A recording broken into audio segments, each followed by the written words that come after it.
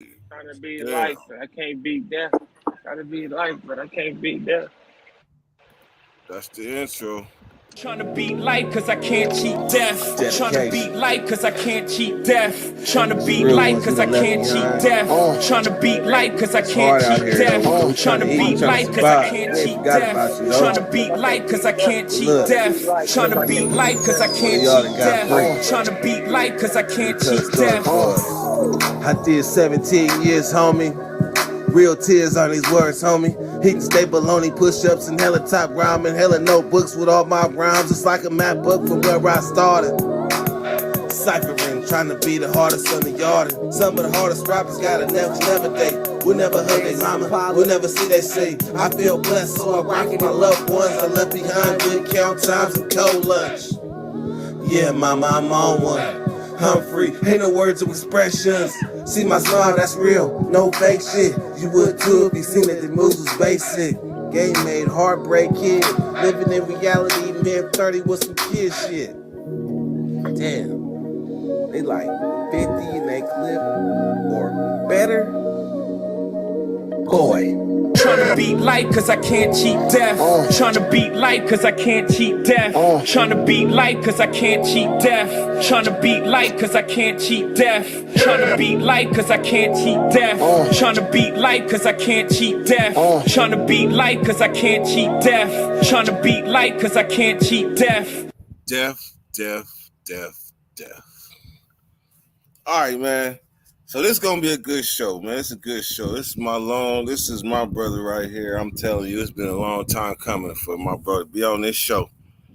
Every so often, damn nigga, you see how you immediately just do that? You see how he came on busting. All right, I see you, Mr. Sneaker Man. Hold up. All right, so first off, man, introduce yourself. You want me to go first? Yeah, man.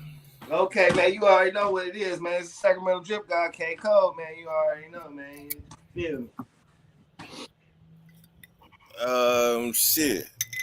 Well, I want to know. Shit, I need more than that. Come on now. I mean, you already said the sneaker, man. You know what I'm saying? I got a website.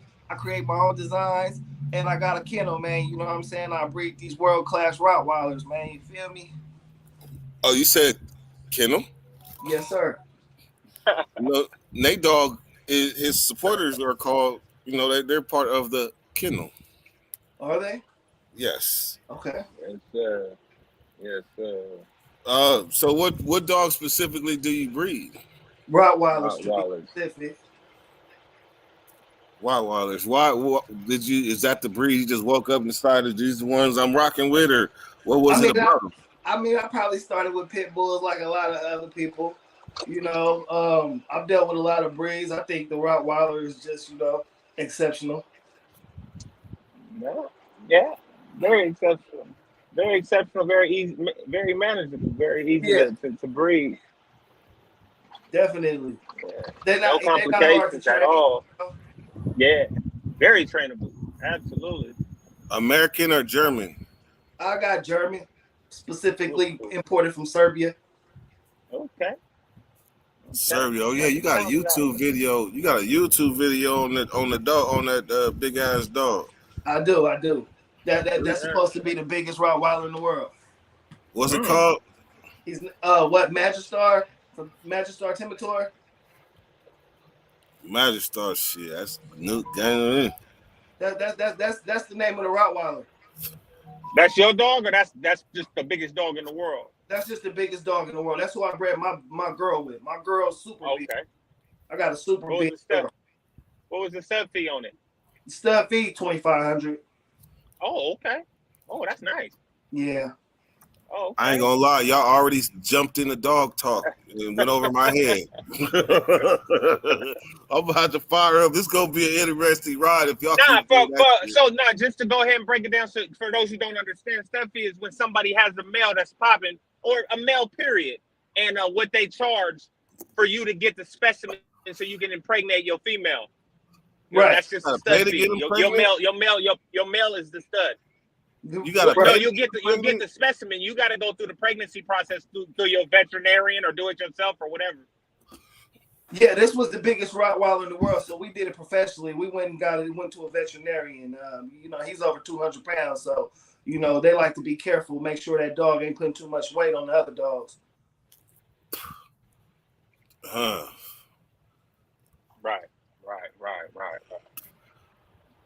AKC, let's go from the beginning. I personally deal with. Let's do a thing called dog education for dummies. I'm about to shoot 3 square ass questions out there for dummies.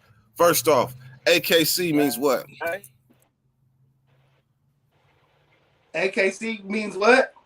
What does it mean? American Kennel Association. And what does that have attached to your dog? Like, what attached to your dog? Like, what does it do? Well, it makes sure that your dog is certified. They keep a database. Like of having all a the registration dogs. on your animal. Yeah, they keep a database of all the dogs' bloodlines. So when you send your registration in and get your dog registered, they certified already with DNA and bloodline. Yeah, to certify it. Okay, I got my other square question. When it comes to these micro bullies and stuff like that, there's so many different breeds. How the hell do you know one is pure? Okay. Hold on, wait a minute. Pause. Wait, hold on. Yeah, hold on. So AKC is technically it's American Kennel Club, but that's who certifies you. Right. Mm-hmm. So just so nobody tries to come and correct bro later. He know what it is, but he's telling you how you can understand it. Oh yeah, okay. But see, before we get into, you know, what's the question you asked me right now, Dirk? There's so many different bullies, micros, and pit bulls in general. How do you even know that you have a purebred of anything?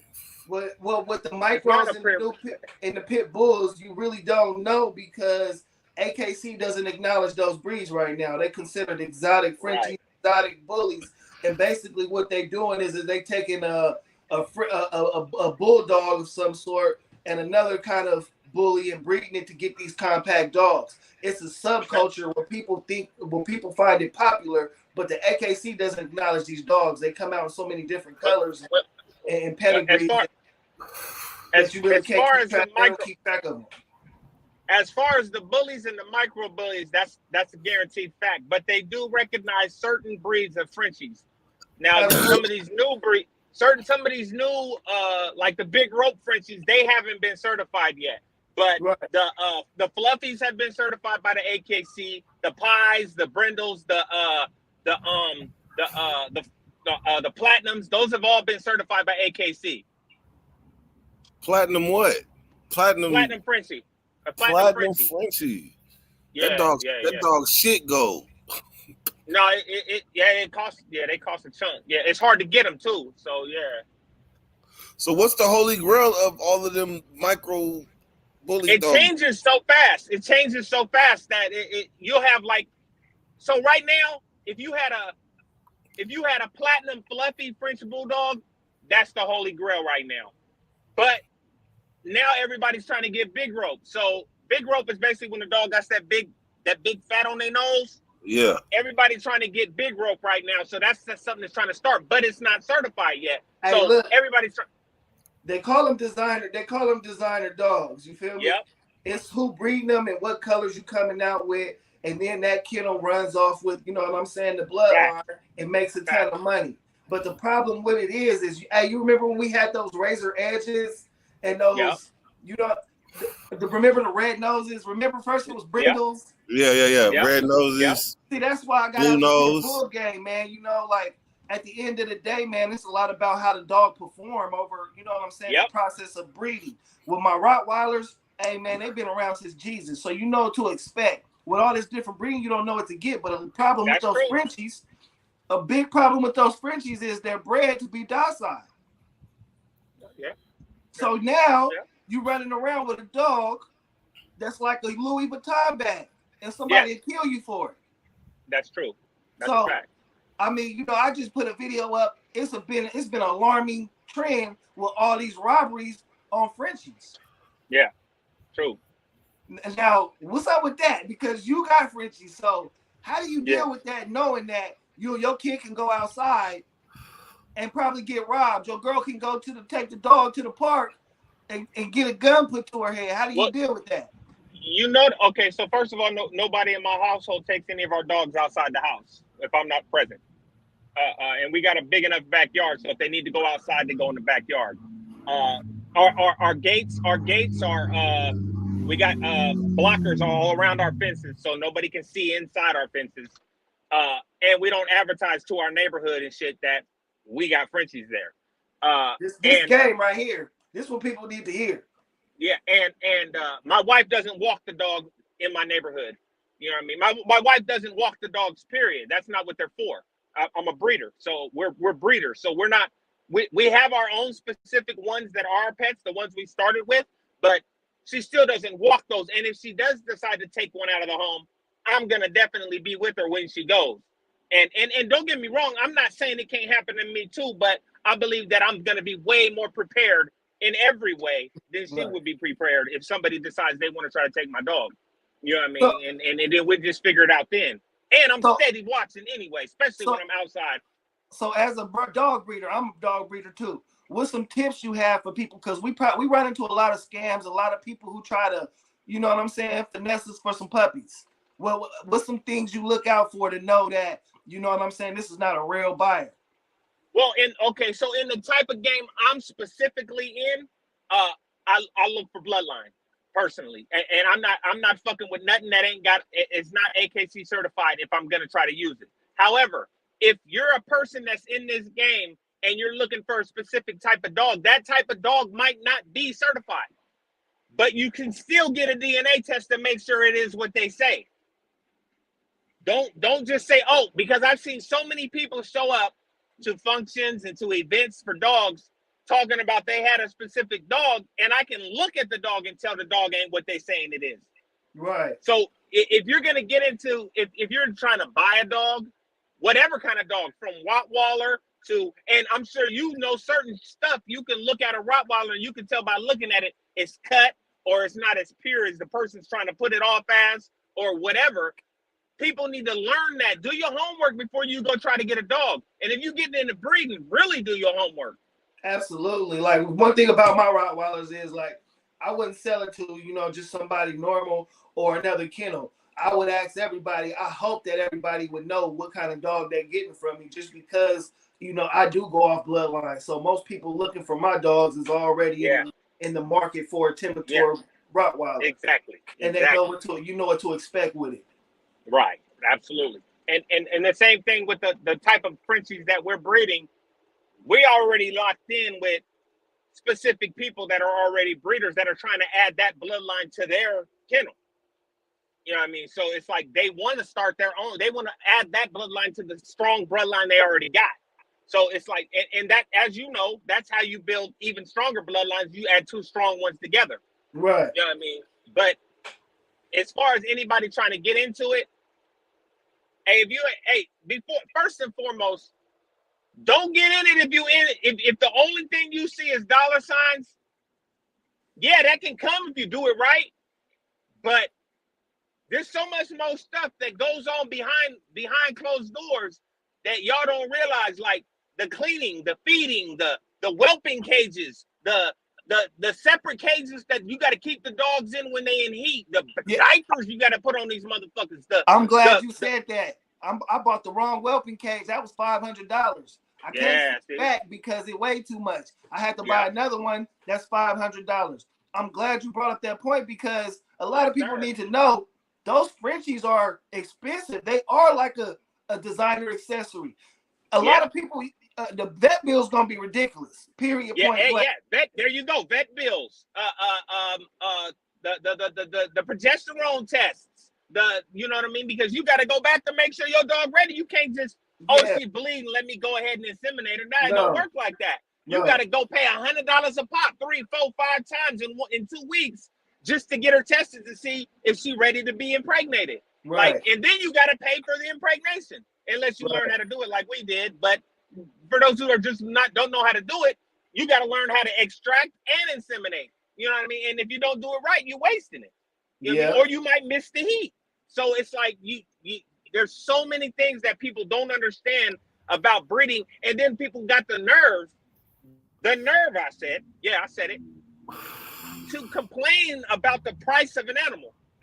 Oh yeah, it costs a lot to take care of those dogs. So I mean, a lot of times you're just breaking even, to be honest with you. And then especially when you got Frenchies and they're puppies, that's an all night. You're not getting no sleep. You got to pay attention because those dogs can go from 0 to gone just like that. Oh, absolutely. You know I mean, I got a new litter right now. You know, I mean, I make sure they get fed every 2 hours, man. I'm on no sleep right now. You know what I mean? See? That's just how it is when you want to make sure you know what I'm saying, your puppies is top of the line. Absolutely. And then with Frenchies, you're heat sensitive. So you got to make sure you got the climate control correct and all that and above. You know what I mean? When you do take them out to use the bathroom, you take them out. Ain't no just, I'm going to put them in the backyard and come back later and get them on a hot-ass day. You'll come out and find 4 corpses. Oh, yeah. That's another important fact. Man, when I was in Texas, man, I noticed Frenchies ain't the type of dog you're supposed to keep outside. A lot of people buy this dog, and this is a hardy dog. This is a very delicate breed. That's another reason why. That's another reason why the AKC don't acknowledge a lot of breeds of Frenchies, because they bred with a lot of problems. They can't breathe right. They got lung problems. I mean, so the ones with the most breathing problems are my English dogs. So those have bad breathing problems and bad hip problems. The Frenchies, the biggest issue with Frenchies, if you're gonna get in breeding, you should do your homework anyway, but use this as a piece of your homework material. They don't give natural birth. That's something else you're gonna have to pay for. Oh yeah, that's something else you're gonna have to pay for. You have to pay for a C-section when they have babies. Yeah, what's that, like $1,000, $1,500? That's like $1,200 each time. Don't forget that. Don't forget, dogs from the beginning of time, they like to have their puppies at midnight or late at night. So that means you probably gonna be paying that vet bill for emergency visit at night. Yep, absolutely. And 9 times out of 10. That emergency vet already got a patient, so hey, it's a cold situation. Might be 2 days in the vet. Yeah, and a female in itself. For those who don't know, if you're thinking about getting in the Frenchie game, you only got 3 litters before it's dangerous. You only got 3 litters before it's dangerous. Oh, that's cold. So it's not like a pit bull where you can have as many puppies as you want and many litters as you want. And then the breasts just get all out of whack, and you can keep having puppies. No, you have 3 Frenchies. You have a limit, not a limit, but a safe limit of 3 litters before you start putting your dog in distress. Right. So after three, that dog is put up for at a discount. You know what I mean? Yeah. Like after 3 litters, we get them fixed and sell them at a discount. Right. See, there's a lot of game in that Frenchie, in that breed, Frenchie Bulldog breed you just gave. Absolutely. But then at the same time, once you establish your male, just like you did when you bought the specimen from Serbia, once you establish a male, that's a check that never stops. Oh yeah, man. The dude who bought Magistar from Serbia, he brought in $70,000, man, in his first 6 months just by having the boy. So easy. He probably about 40 of that in on just lock-ins. Oh yeah, for sure. On just lock-ins, like just wait. People who want to wait until you're ready to send the pure sperm. Wait 2 days, then contract. I know I locked it in. You know, that's when I got my dogs, man. I had to wait a year to get my dogs. You know? Yeah, you want to put a lock-in in there, because if you rush it, you want, and if you're getting a specimen, if you're getting a stud, make sure when you talk to the person who you studying from, you request that they wait 2 days at least from the last time they drew a specimen. At least 2 days. Oh, that's right there. Think about as a man. No, not to be pause, no homo on this shit, but think about as a man. You have a late night with the wifey tonight.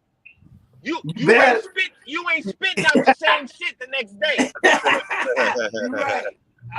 You're right. No, for real. You know, we cut through some game over here that's gonna take people years to learn. Yeah. Make sure you request at least 2 days. And when you get your specimen, well, okay, most people aren't probably doing it themselves.